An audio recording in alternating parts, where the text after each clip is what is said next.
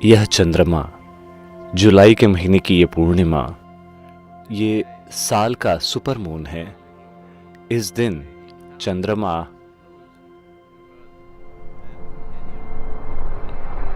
किसी भी दूसरी पूर्णिमा के बजाय साल में ये पूर्णिमा, इसके दौरान चंद्रमा करीब 80,000 मील करीब होता है।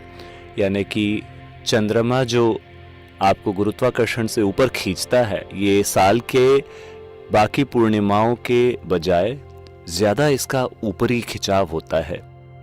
तो इसका क्या महत्व है कि अगर चंद्रमा हमारे करीब है तो इसका क्या महत्व है? महत्व ये है कि आज ज्वार भाटा में जो पानी का स्तर होता है वो साल में कभी भी होने वाले स्तर की तुलना में कहीं ज़्यादा होगा। क्योंकि चंद्रमा इतना करीब है तो धरती में जो द्रव्य हैं वो ऊपर की ओर उठेंगे।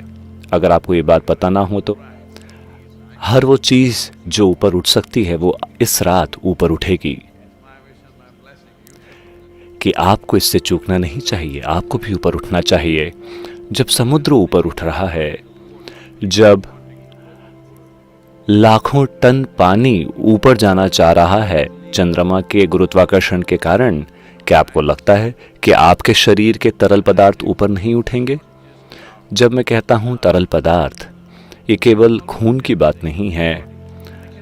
इस शरीर में लगभग हर चीज, इस शरीर का मैकेनिक्स, इसके पोषक तत्व, इस शरीर के काफी सारे अनुभव, आंतरिक अंगों के सेक्रीशन से तय होते हैं। तो जब पूर्णिमा का चांद होता है तो ये सब ऊपर उठते हैं। अगर आप खुद को सही रवैये के साथ रखते हैं तो सही चीज़ें ऊपर उठेंगी। आज रात अगर आप गुस्से में हैं, नफरत में हैं, तो वो चीज़ें ऊपर उठेंगी। मैं क्या कर सकता हूँ? आनंद में, शांति में, प्यार में रहते हैं तो वो चीज़ें ऊपर उठेंगी। इसीलिए सत्संग का आयोजन किया गया है। उद्देश्य है आपके अंदर किस तरह की चीज़ें पैदा होती हैं, किस तरह की चीज़ें अपने शिखर तक पहुंचती हैं। क्या ये आपका गुस्सा होगा, नफरत होगी, या आनंद, प्यार और शांति होगी? आपके भीतर क्या चीज़ ऊपर उठेगी? इंसानी जीवन की गुणवत्ता बस इसी से तय होती है। आपके बारे में हर चीज़ बस यही है कि आपके भीतर क्या चीज़ ऊपर उठ रही है। गुरु यहाँ आए हैं कोई फिलॉसफी बनाने के लिए नहीं, या कोई नया धर्म बनाने के लिए नहीं। आध्यात्मिक प्रक्रिया का अर्थ है और गहरा जीवन। गुरु एक दरवाजे की तरह होते हैं। दूर से देखते हैं और आप वहां जाना चाहते हैं। दरअसल चाहत है उससे पार करने की, उसके पार जाने की, लेकिन दूर से देखो तो ऐसा लगता है कि वो दरवाजा ही मंजिल है।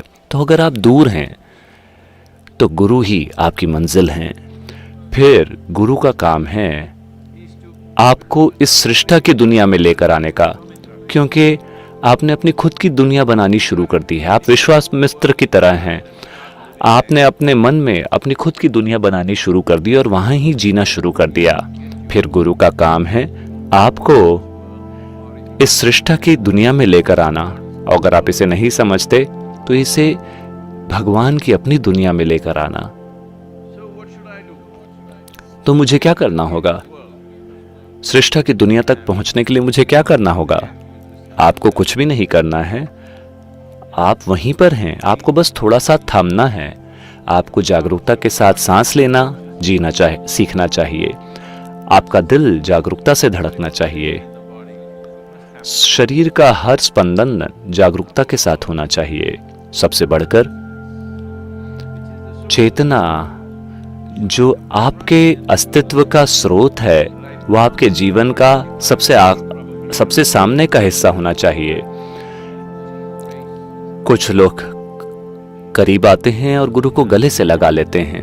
उस वजह से उनके जीवन में, उनके अनुभव में मधुरता है। वो आनंद के साथ जीते हैं।